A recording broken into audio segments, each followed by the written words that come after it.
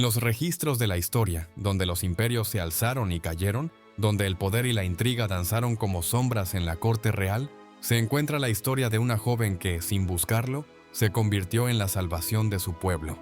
Esta es la historia de cómo Dios, en su providencia, utilizó a Esther para proteger a su pueblo judío de la amenaza de la aniquilación en el vasto imperio persa. La fe profunda de Esther y Mardoqueo en el Dios de Israel será la base de su accionar, y a través de ella la acción divina se manifestará en el mundo. Es una historia de valor, fe y la guía divina en medio de la oscuridad.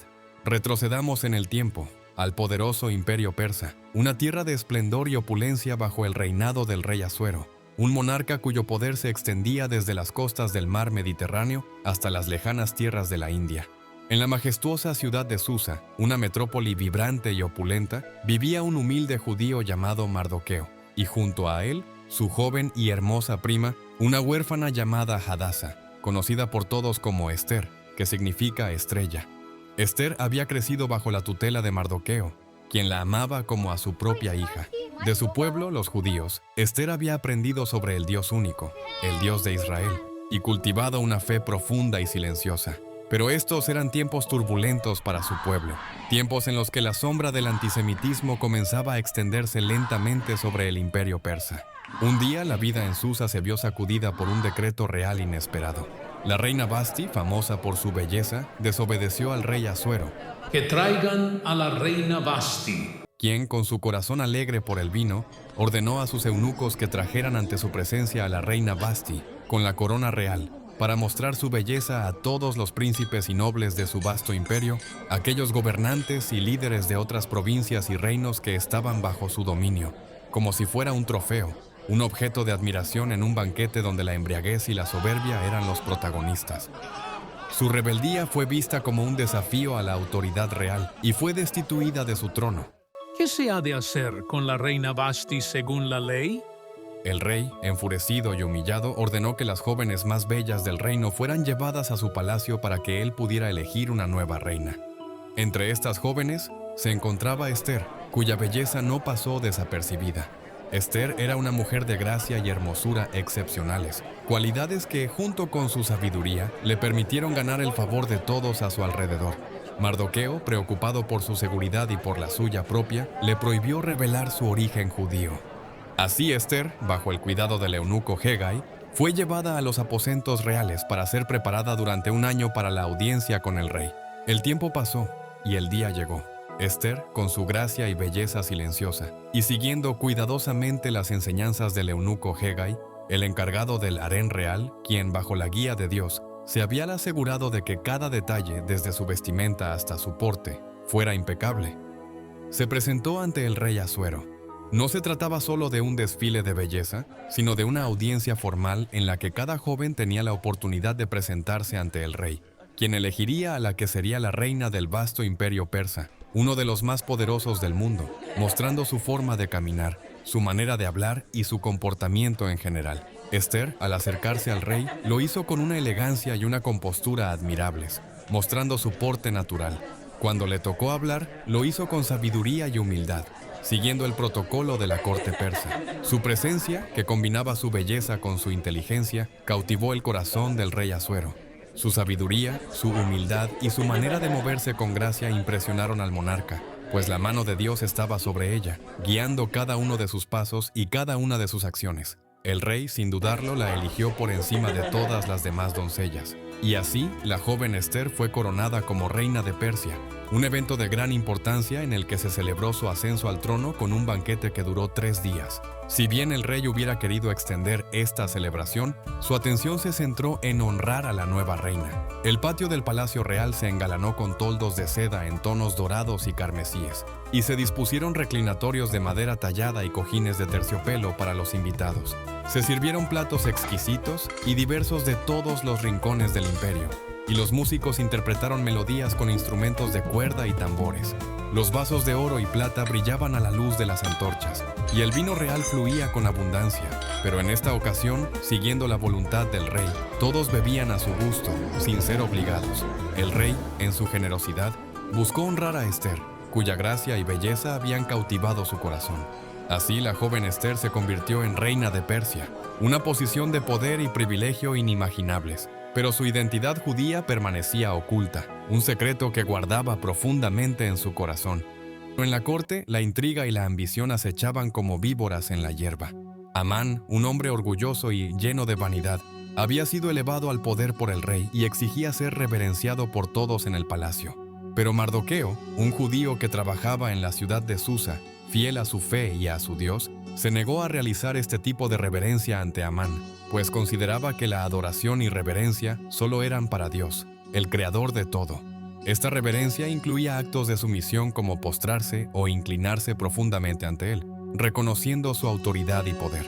Este rechazo, basado en su profunda fe y lealtad al Dios de Israel, lo hizo blanco del odio de Amán. Amán, cuya vanidad y orgullo se vieron heridos por la negativa de Mardoqueo a postrarse ante él, consideró este acto una afrenta personal y decidió vengarse de él. La ira de Amán ardió como un fuego descontrolado. Amán descubrió, a través de preguntas a sirvientes del palacio, que Mardoqueo era judío y, por lo tanto, se negaba a honrarlo. Consumido por el odio, tramó una terrible venganza, no solo contra Mardoqueo, sino contra todos los judíos del reino. Con una lengua hábil y palabras engañosas, aprovechando la confianza que el rey Asuero depositaba en él y la conocida impulsividad del rey, convenció al rey Asuero de que decretara la aniquilación de este pueblo, sin saber, por supuesto, que su propia reina era una de ellos. El rey no tiene por qué preocuparse de este pueblo. Este pueblo no sigue las leyes persas y es un peligro para el imperio. Si los aniquilamos, el imperio se beneficiará. Amán, usando su poder, su habilidad para manipular y su astucia, presentaba a los judíos ante el rey como una amenaza, un pueblo rebelde y peligroso para el imperio, omitiendo que la propia reina era de ese pueblo. La noticia del decreto se extendió como una sombra por todo el reino. La desesperación y el terror se apoderaron de los corazones de los judíos, quienes se lamentaron y clamaron a Dios por misericordia. Habían pasado aproximadamente 5 años desde la coronación de la reina, tiempo en el que el odio de Amán hacia los judíos había crecido y se había hecho más personal, alimentado por su orgullo y su rencor, cuando Mardoqueo, con el corazón roto, envió un mensaje a Esther a través de mensajeros cercanos al palacio, implorándole que intercediera ante el rey en favor de su pueblo. Ve ante el rey a suplicarle y a interceder delante de él por tu pueblo. No te imagines que escaparás en la casa del rey más que todos los judíos. Y si del todo te quedas callada en este tiempo, respiro y liberación vendrá de alguna otra parte para los judíos, mas tú y la casa de tu padre pereceréis.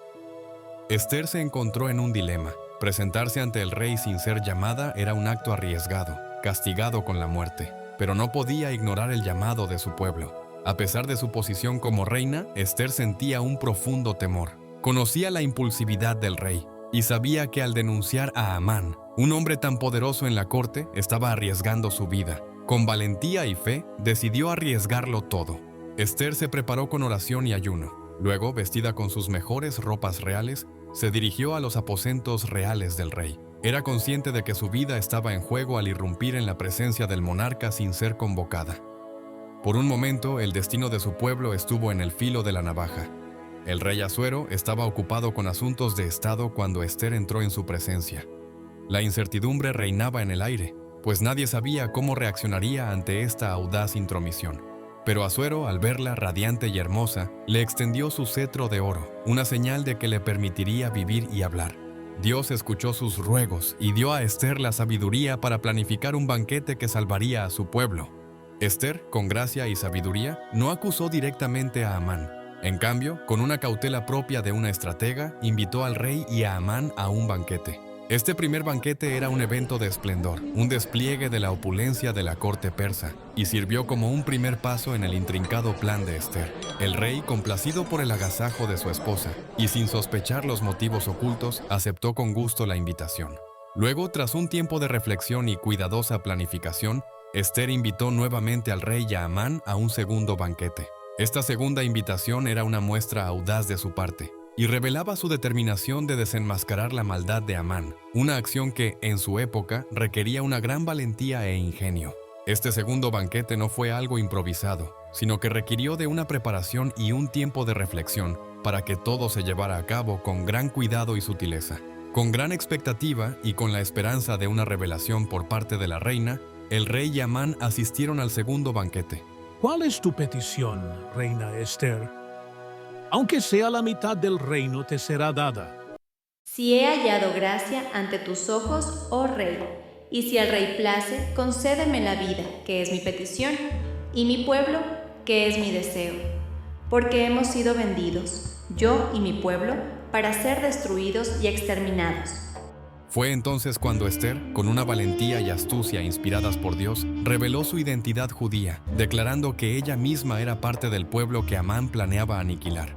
Esther no solo reveló la existencia de un decreto real, emitido por el rey Asuero bajo la influencia de Amán, sino que también señaló la conexión lógica entre Amán y ese decreto. Amán, un hombre conocido en la corte por su odio hacia los judíos y quien, como parte del Consejo Real, seguramente instigó y defendió el decreto ante el rey y el resto de consejeros. El silencio de Amán sobre la identidad judía de Esther y el hecho de que fuese él quien le había manifestado al rey las inquietudes por el pueblo judío fueron pruebas de su maldad y del peligro que representaba para todo el pueblo judío, incluyendo a la propia reina. ¿Quién es y dónde está el que ha ensoberbecido tu corazón para hacer esto? La ira del rey se encendió como un volcán. Asuero comprendió la magnitud de la maldad de Amán y su traición a su pueblo y a su reina. En un instante la balanza se inclinó. El banquete terminó abruptamente y el esplendor del lugar se transformó en una atmósfera de tensión. Los sirvientes y los invitados guardaron silencio, sabiendo que la ira del rey no era algo que debían tomar a la ligera. Llévenlo a la horca de inmediato. Siguiendo la orden del rey, los guardias reales tomaron a Amán y sin demora lo llevaron a la misma horca en su propio jardín que había preparado para Mardoqueo. Así el orgulloso y poderoso Amán fue ahorcado, víctima de su propia maldad. Luego, en una conversación privada, Esther reveló al rey que Mardoqueo, el hombre que se había negado a postrarse ante Amán, era su primo y tutor, confirmando así su lealtad y su conexión con el pueblo judío. Esther también le explicó con mayor detalle el complot de Amán, revelándole que Amán no solo buscaba la aniquilación de Mardoqueo, sino que su odio lo había llevado a planear la aniquilación de todo el pueblo judío por su propia ambición y sed de poder. El rey Asuero, reconociendo el valor de Mardoqueo y su conexión con la reina Esther, se quitó el anillo que antes había dado a Amán y se lo entregó a Mardoqueo, como símbolo de la autoridad que ahora le otorgaba sobre todo el reino. Esther, la joven huérfana convertida en reina, se convirtió en una luz de esperanza para su pueblo y su nombre vive para siempre como un recordatorio de la providencia divina y el poder de la valentía. Y así termina la historia de Esther, una historia que nos recuerda que, a pesar de las circunstancias, siempre hay esperanza. La mano de Dios, aunque no siempre evidente, sigue obrando en el mundo. La historia de Esther nos invita a confiar en esa guía divina, incluso cuando el silencio parece ser la única respuesta. Nos muestra que, a pesar de la ausencia de milagros evidentes, Dios puede actuar de maneras misteriosas y poderosas, guiándonos hacia la salvación. Esther, con su valentía e inteligencia, no solo salvó a su pueblo, sino que también inspiró una celebración que perdura hasta nuestros días, la fiesta de Purim. Esta festividad, llena de alegría y gratitud, conmemora la liberación del pueblo judío de la aniquilación que Amán había planeado. Mardoqueo, el fiel primo de Esther, se aseguró de que los eventos que llevaron a la salvación de su pueblo fueran registrados por escrito. Envió cartas a todas las provincias del vasto imperio persa, instando a los judíos a celebrar Purim cada año. En esta historia, su voz se escucha a través del valor, la fe y la sabiduría de Esther, una mujer que, como nosotros, tomó decisiones en medio de la oscuridad, buscando siempre el bien de su pueblo.